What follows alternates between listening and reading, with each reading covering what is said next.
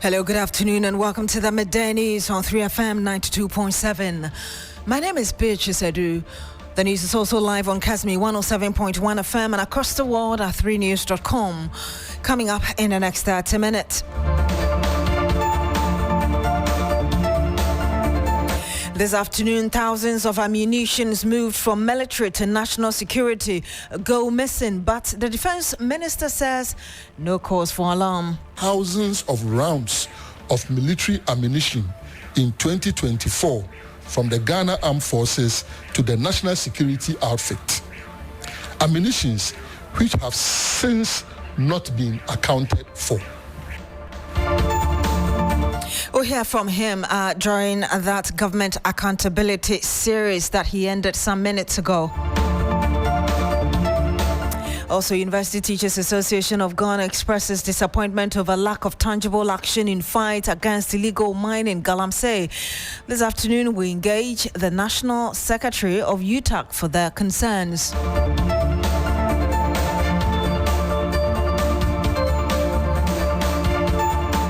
And much later, Zwarungu Senior High School in Upper East Region closed over violent student clashes with some students arrested. We'll bring you the latest from there.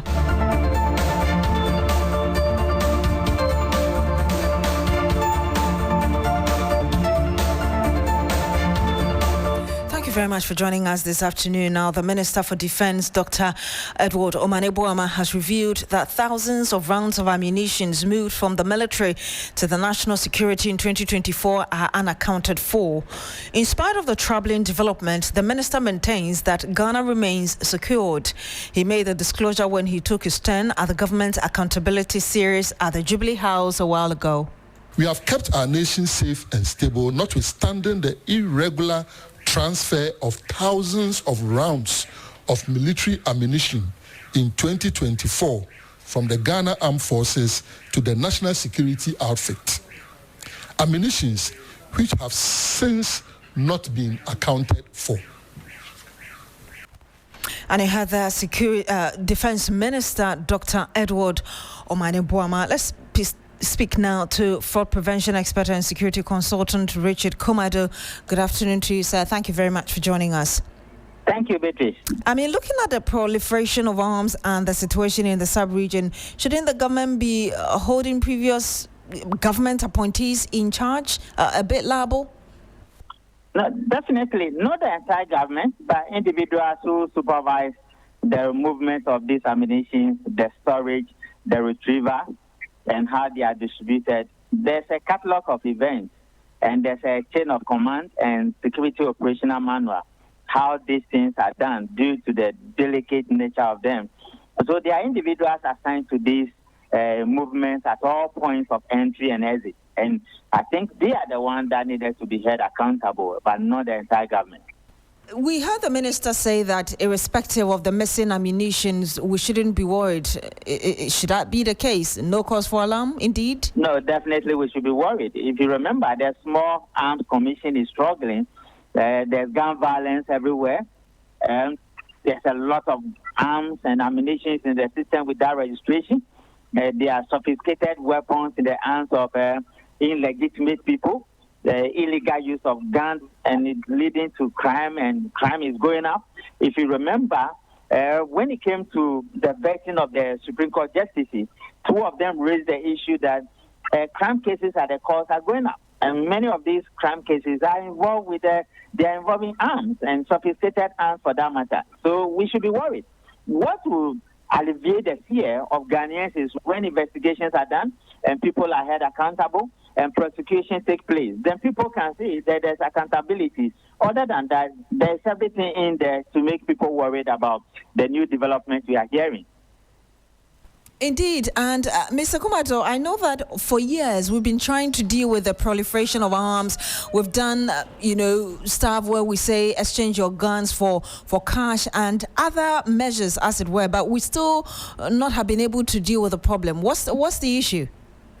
The issue is politics and political accountability. These are politicians who move arms. These are politicians who move ammunition, and they cannot be accountable. When we were doing the handover, at the point when the NPP was handing over to the NDC, all these issues should be addressed. who is responsible for what. And if politicians cannot be accountable and they cannot be held accountable, then you will have problem with this type of democracy. And that is why you have numerous charges and numerous offenses being committed by crimes, and nobody is being held accountable because the one prosecuting is also a politician. So if you want this democracy to develop and to become a standard for benchmarking in many of the things we do, you will need to look at the prosecution area or the prosecutorial authority and the team as well.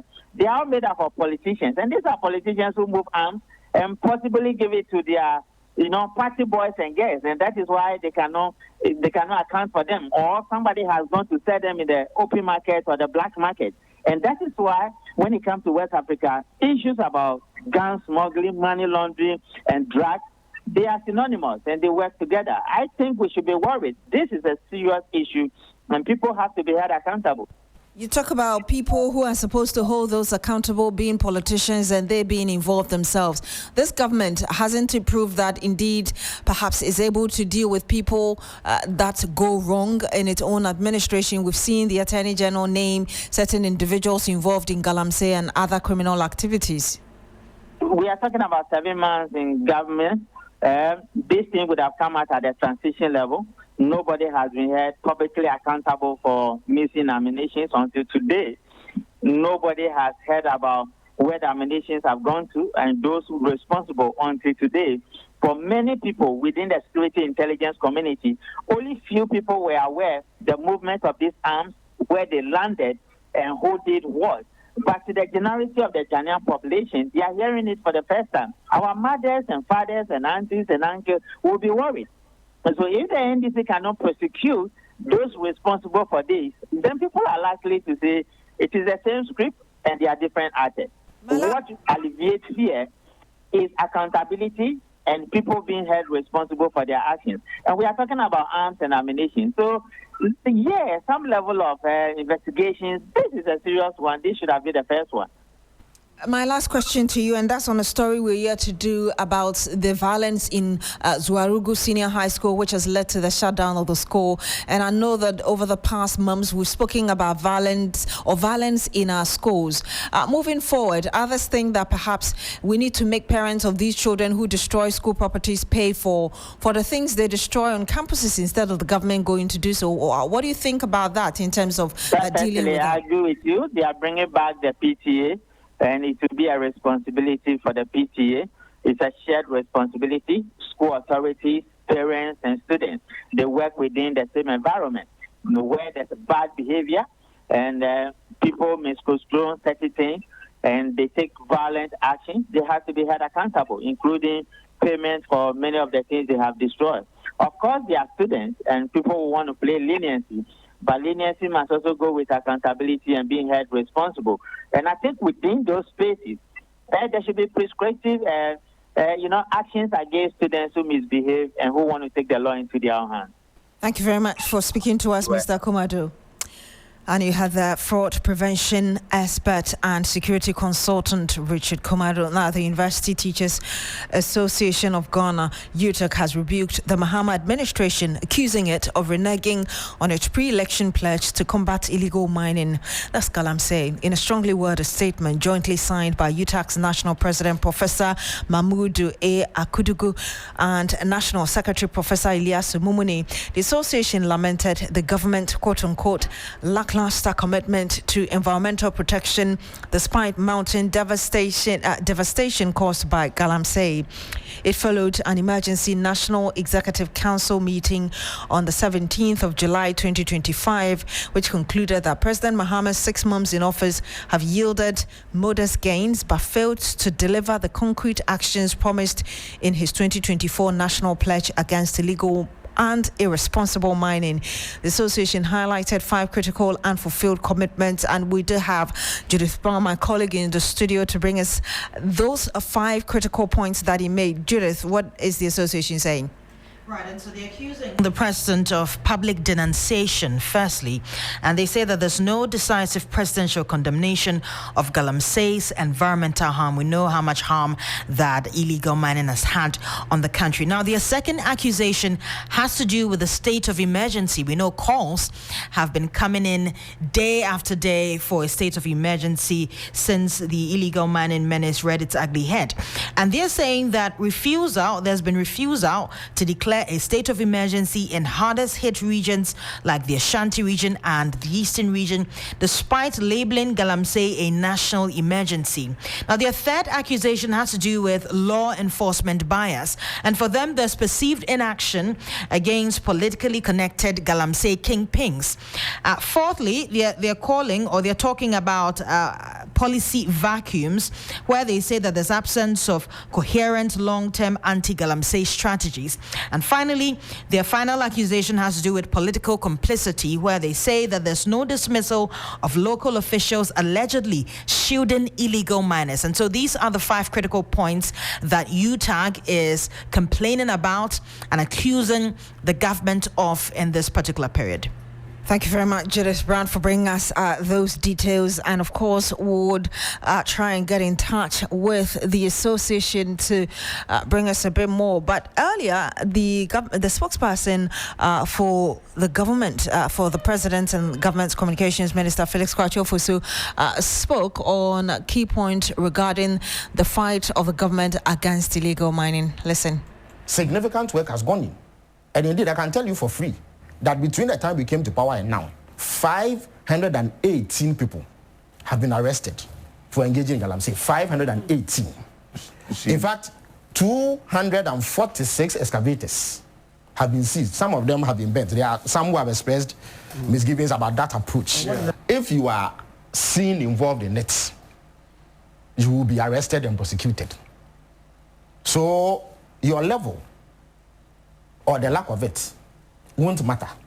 If there's evidence that you are a kingpin, you don't go to the ground to mine yourself, but you are the one basically sponsoring the activity. We will come for you as well. You heard that Felix Kwakye-Ofosu, who speaks for the government. Some 12 minutes past the hour of 12. When we come back, we'll bring you the latest from the Zwarugu Senior High School in Bolga, which has been shut down over violent clashes over the weekend. Hello, Ghana. It's a new year and Bills Microcredit is here to support your dreams. If you're not working but want to start a business, don't let money stop you. With just your Ghana card, you can get a loan to turn your ideas into reality. Already running a business? Need more capital? Or are you a salary worker looking for extra funds? Bills offers fast and easy loans with no collateral, no deposit, and no SUSI savings required. Wherever you are, whatever you need, Bills makes it happen. Call Bills Microcredit today. Call 0596 920 833 or 0302 200 390 and get started. Bills is licensed and regulated by the Bank of Ghana.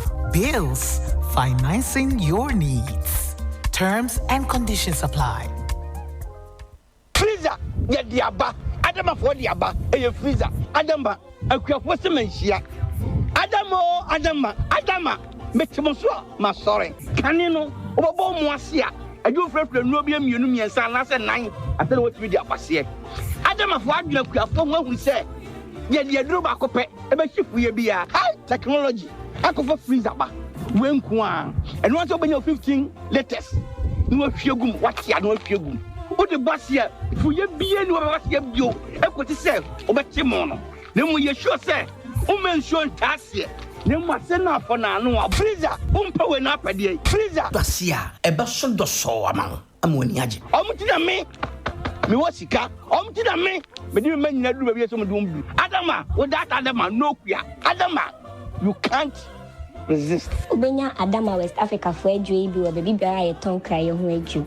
I say Kayona Kinkai in Choya a dream.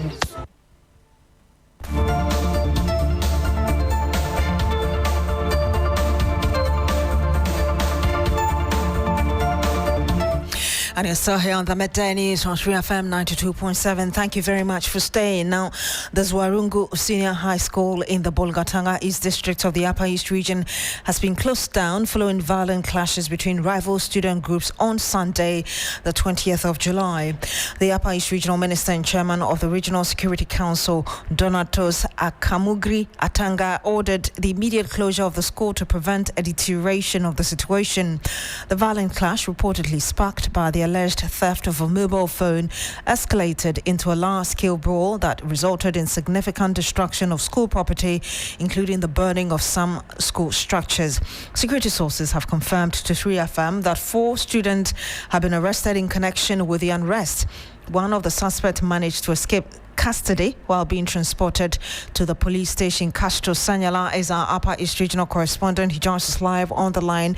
Castro, do we know what caused the violence in the school aside from the theft of that mobile phone? Not at all. No additional information has been brought to our attention, even though we understand that the police and other security agencies continue with investigations into the unfortunate violent incident that has rocked the school, in recent times. We understand that the phone theft is primarily the cause of all of this.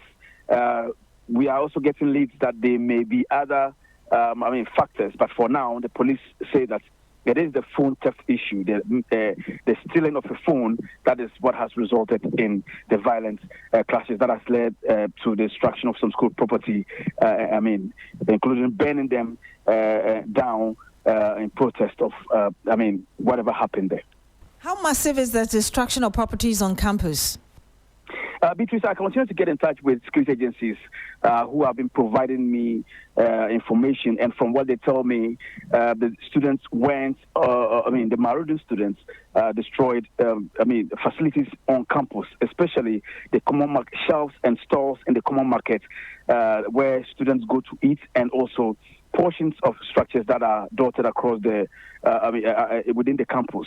We understand that there has not been any major attack or destruction to school property as in walled properties, but we understand that makeshift structures that are built with roofing sheets and woods were those that the students attacked and burned down.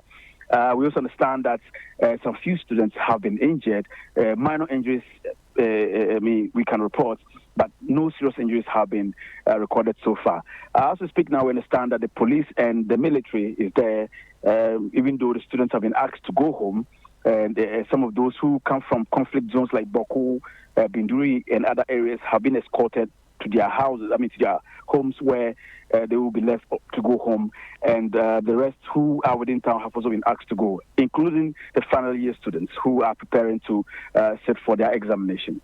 We understand that one of the students who were picked up by the police escaped with a magazine. What have you gathered on this? Yes. So the police have been very tight-lipped on that issue, but sources in there tell me that, yes, they made an arrest of 5 students who have connections to the unrest. And so when they were transporting them to the regional police quarters for questioning as part of interrogations or investigations, one of them managed to escape custody. And as he was leaving, we understand that he went with a rifle's magazine. And a magazine is that thing that they stuff the bullets inside before they push it into the belly of the rifle to fire. He allegedly ran with a magazine of that rifle. And as we speak now, police are hot and they are on the lookout for him. We understand that an operation has been launched because, according to my police sources, it is a very big issue for them that a student in a secondary school is able to lay hands on such a very important ammunition. Also, the understanding is that since he is able to pick the magazine, it means that he's a hardened guy and he needs to be fished out as quickly as possible. So I can report that the police are hot and they're looking for him every way they can, whichever means they can use. I understand that they are contacting friends and people who they know have links to him to see where they can locate him, including identifying where he comes from and if they can trace him back to his family house. Indeed. And aside from my last question to you, aside from the minister, the regional minister and head of the Region Security Council closing down the school, have we heard any word from him? Not at all. Apart from, like you said, apart from him visiting the school, he has visited the school with other members of the RESEC, where they interacted with management of the school and then spoke to some students, and also ensured that the security agencies, including the military and the police, escorted those students who would be going back to conflict-prone areas, like I stated, Boko and Binduri and other areas. They were there. He was there to ensure that all of that was taken care of before he left. But as to whether, as to an official statement from the RESEC, we keep our fingers crossed to see what happens in the coming days. But for now, there hasn't been any official communication. Excellent. Thank you very much, Castro Sanyala. He is our Upper East Regional correspondent. From there, we go to the Ashanti region, because more than a year after the Kwadaso onion market was demolished to make way for redevelopment, the site remains vacant, and now illegal structures are starting to crop up again. Some aggrieved traders appear to be returning, defying regulations by rebuilding on the land. Concerned residents are warning of a potential confrontation with these illegal occupants if the local assembly fails to take action. Ibrahim Abubakar has been tracking developments and joins us live on the phone with some update. Ibrahim, if you can tell us why the redevelopment of the Kwadaso onion market has stalled for a year now. Well, Beatrice, the assembly is saying because of setback like this, anytime they attempt to come to site and redevelop the area, they find some of these traders trying to return, and in fact, some have even sent the matter to court saying they own the land, they are the rightful owners of the land. So that's how come it has been dragging back and forth. It was until recent that they had a clear pathway that they can go ahead and redevelop, only for the traders to come back on site. That was on Friday, to start erecting this structure. In fact, they said the plan for this land is for a World Bank bus rapid terminal, and other areas have benefited from similar one. So now, as I speak to you, we've come to the site, and it's even turning chaotic because the traders are saying they will not allow the assembly members to come near the erection site. They are saying that they were promised by the NDC government that when they vote for them, they will allow them to come to site. That's how come they are coming. So for now, as we speak, the assemblies are also taking the matter to court, hoping that an injunction will be giving them so that they prevent anyone from rebuilding. Quite an interesting development happening there, but even as there seems to be that slight confrontation, as it were, between these traders and the development agencies, as it again, are there any security agencies assisting these individuals? Well, no, for now, it's only the task force of the assembly. In fact, that has been one of the major concerns of the assembly. In fact, the MC was lamenting that they have reported the matter to the police. They've asked the police to make sure they secure the place by way of guarding it, but the police is not heeding to their advice. So he believes that the police doesn't want to work with them, so he's taking the matter up to report to the regional minister so that if they will be granted some military intervention, then they will be allowed to be deployed here to secure the place. Because as I speak to you, even as we are here, the traders keep rebuilding. A lot of cars are coming with wood for the rebuilding effort, and they are saying that they are not moving an inch because they were promised that they will be giving the place back to do their trading activities. Aside from the traders whose faces obviously we see or you can see, do you know who is behind those illegal structures? Well, I currently can see some constituency executives of the National Democratic Congress. In fact, is a constituency chairman of NDC for Kwadas who is even championing this. When we got here, he was the one who came and told us that whether we form or not, whether the military come here or not, he will allow the people to rebuild because they were asked to come here to campaign, and they came to campaign. They got the vote here. So there is no way he is going to renege on his promise to the traders. So as we speak, he is the one leading, and he said he will allow them to rebuild. My final question to you. I know you said that assembly authorities seem to be doing this alone. They are not getting any support from the police. But have you heard from the police? Are they not equally concerned that there could be a confrontation that could, degenerate into something else? Well, officially, the police has not spoken to us. We are making that effort to also get their side because we are also confused as to how an MC who is the head of music for the area is unable to get the police to come here. So we will try and get their side, maybe hopefully by evening for our listeners. Indeed. Thank you very much, Ibrahim Abubakar. He's Ashanti regional correspondent. Now, the Bank of Ghana has assured the business community, particularly members of the Ghana Union of Traders Associations, GUTA, that there is no shortage of foreign exchange in the system. This is despite recent concerns raised by traders. This assurance follows a meeting between the central bank and GUTA leadership after widespread complaints from traders about difficulties accessing forex from commercial banks. GUTA President Dr. Joseph Obeng, in a statement, urged members of the business community to remain calm as the Bank of Ghana works to resolve the issue. He further encouraged traders to report any continued difficulties in accessing forex to help the association monitor the situation and follow up accordingly. GUTA stated that the Bank of Ghana assured them that there is sufficient foreign exchange available and that the situation does not warrant panic. According to the statement, the central bank also pledged to engage with commercial banks to understand the root cause of the reported challenges and to take appropriate steps to address them.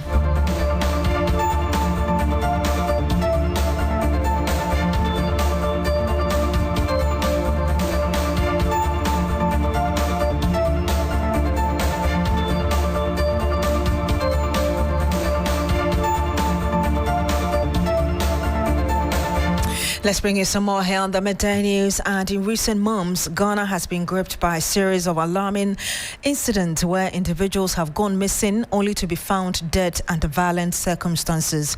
From a Ghana Immigration Service officer lured to his death over a debt dispute, to taxi drivers kidnapped and murdered, and a popular TikTok performer found lifeless in the bush, these cases have sparked widespread concern and raised questions about public safety and community trust. We take you through the details of these tragic incidents that occurred between June and July of this year 2025. Now, we start with between June and July 2025. We start with Stephen King Amwa, Ghana Immigration Service officer who was killed and burned over 200,000 Ghana cedi debt. Suspect, we understand, has been arrested.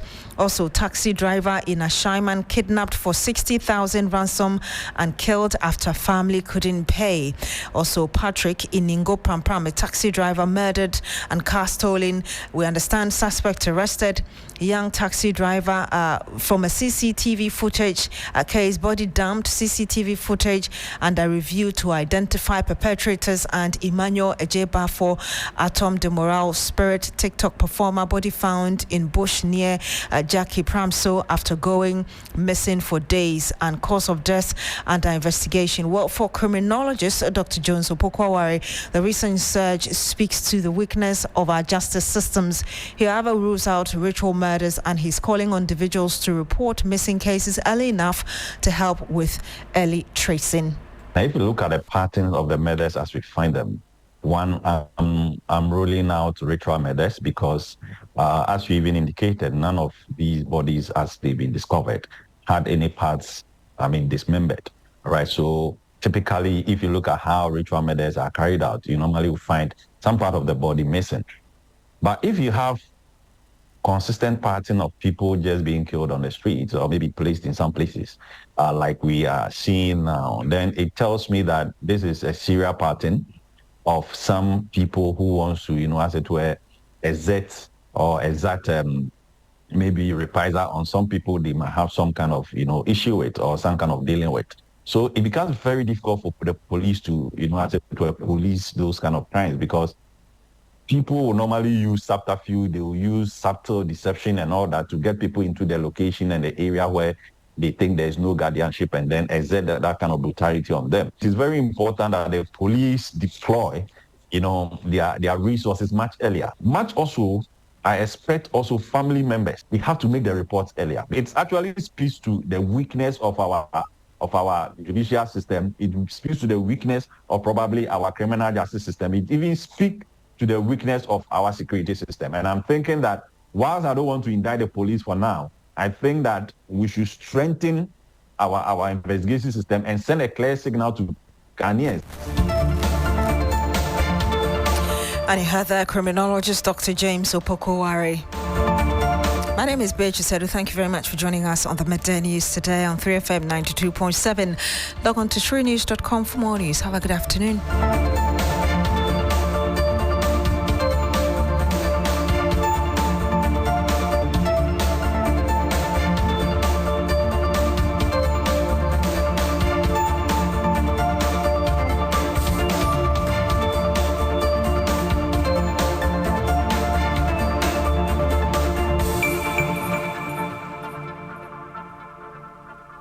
3FM 92.7. Urban Lifestyle Radio Station.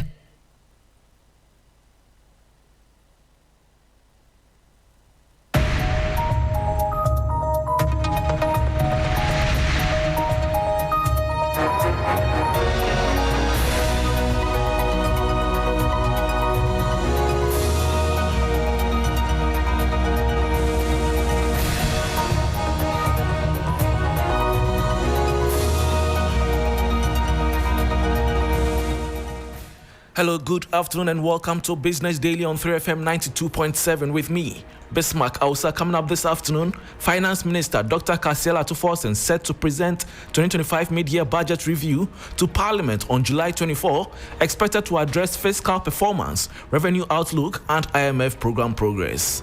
Meanwhile, Peasant Farmers Association demands 10% of increased expenditure for agriculture ahead of mid-year budget presentation. We'll hear from Executive Director Bismarck Teteusunote. We expect that if the government is making a case for an increase in expenditure, at least 10% of it should go to the agriculture sector. And CD appreciation triggers dip in investment value of Bank of Ghana gold coins despite slight price adjustments. These stories and others lined up for you. Please stay.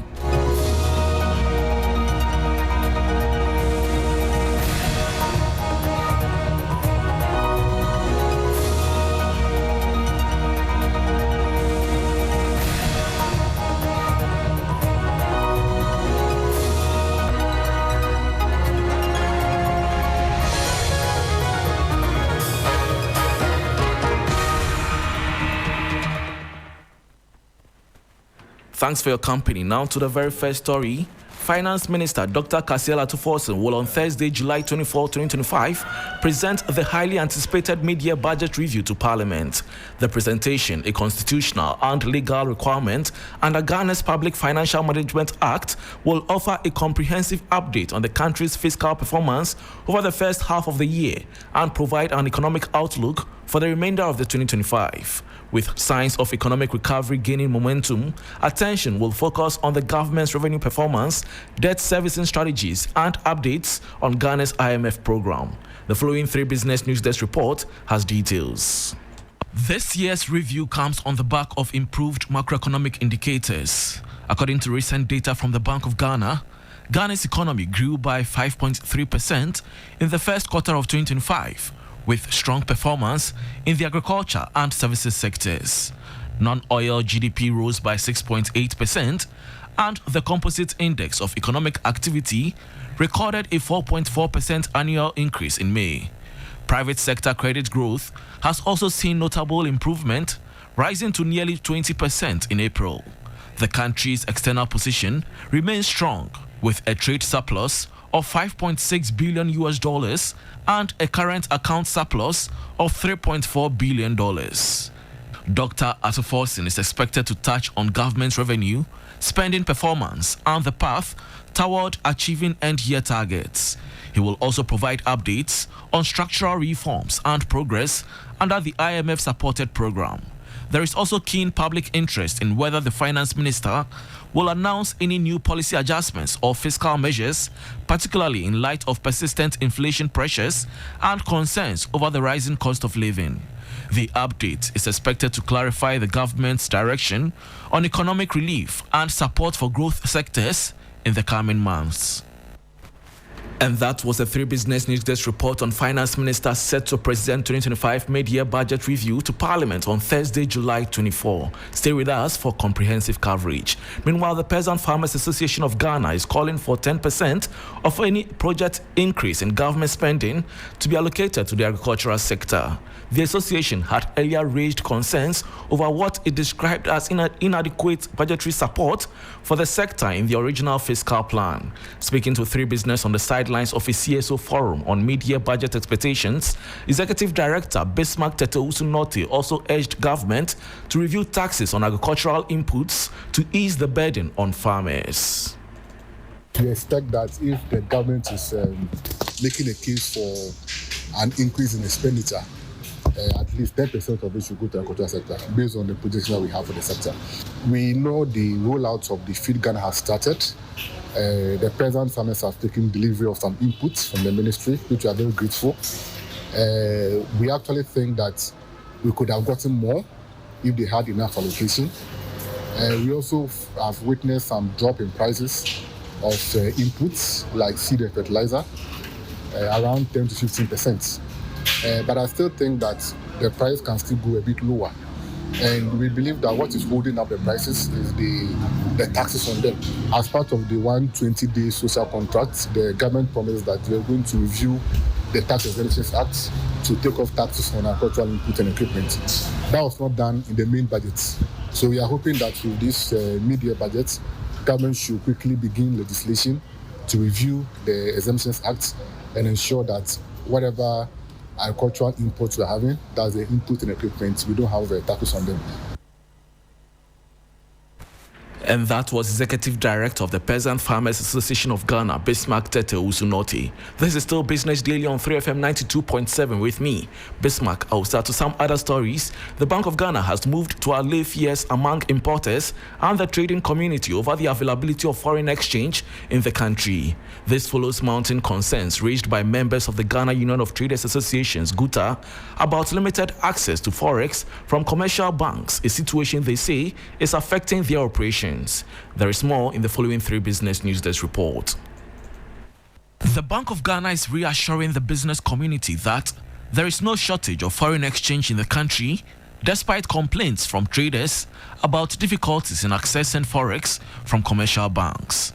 This follows a meeting between the Central Bank and the leadership of the Ghana Union of Traders Associations, GUTA, aimed at calming nerves and restoring confidence among importers. In a statement after the meeting, GUTA indicated that the Bank of Ghana had firmly assured them of adequate forex liquidity within the banking system and urged businesses not to panic. GUTA President Joseph Obin is calling on traders to remain calm as the central bank works to resolve the situation. He also encouraged members to report any persistent challenges. Meanwhile, the central bank says it is engaging directly with commercial banks to identify the root causes of the reported constraints and to ensure timely interventions. The development comes at a time of currency volatility and global supply chain pressures, which has worsened the cost of doing business for many importers. Analysts warn that delays in accessing forex could impact consumer prices and business confidence if not swiftly addressed. Now, the investment value of the Bank of Ghana's gold coins continues to decline on the Ghana cedi gains strength against the US dollar. The central bank introduced the gold coins as part of efforts to curb dollar hoarding and mop up excess liquidity in a bid to stabilize the cedi. As of Monday, July 21, 2025, the Bank of Ghana announced new prices for the coins, reflecting marginal increases in cedi terms, but an overall dip in their dollar equivalent investment value. The quarter-ounce coin is now priced at 9,685 cedis, up slightly from 9,585 cedis last Friday. The half-ounce coin is going for 18,653 cedis, while the full 1-ounce coin now sells at 36,631 cedis. Before we go, government's latest Treasury bill auction witnessed an overwhelming surge in investor demand, with bids totaling $20.9 billion, nearly 4 times the government's target of 5.4 billion cedis. Despite a general decline in interest rates,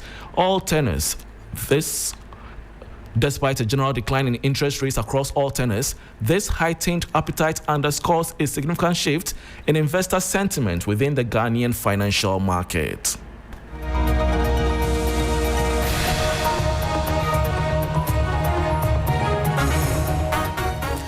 And that will be all for Business Daily on 3FM 92.7 with me, Bismarck Ausa. For more business stories, please check out our website, 3news.com. Thanks for your company.